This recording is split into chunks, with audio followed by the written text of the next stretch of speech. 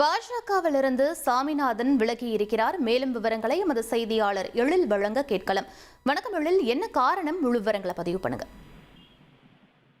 புதுச்சேரி மாநில பாரதிய ஜனதா கட்சியின் முன்னாள் மாநில தலைவர் சாமிநாதன் அக்கட்சியில் இருந்து விலகுவதாக அறிவித்துள்ளார். குறிப்பாக கூற வேண்டுமென்றால், இவர் கடந்த 25 ஆண்டுகளுக்கு மேலாக புதுச்சேரி மாநில பாரதிய ஜனதா கட்சியில் பல்வேறு பணிகளை தொடர்ந்து ஈடுபட்டு வந்தார். மேலும் 3 முறை மாநில தலைவராக இவர் தொடர்ந்து செயல்பட்டு வந்தார். இதேபோல் ஒரு முறை நியமன சட்டமன்ற உறுப்பினராகவும் இவர் பதவி வகித்து வந்தார்.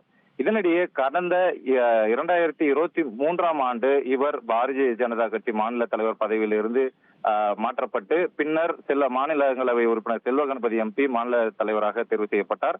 இந்நிலையில் அப்பொழுது இருந்து முதல் தொடர்ச்சியாக இவருக்கு கட்சியில் எந்த ஒரு பொறுப்பும் கொடுக்காமல் தொண்டராகவே பணி செய்து வந்தார். இந்நிலையில் இதனிடையே கடந்த சில மாதங்களாக தொடர்ச்சியாக ஆளும் அரசில் நடைபெற்று வரும் பல்வேறு குற்றச்சாட்டுகளை தொடர்ச்சியாக தங்களது அறிக்கையின் மூலம் வெளிப்படுத்தி வந்த நிலையில் தற்பொழுது பாரதிய ஜனதா கட்சியில் இருந்து முழுமையாக விலகிக் கொள்வதாக அறிவித்துள்ளார்.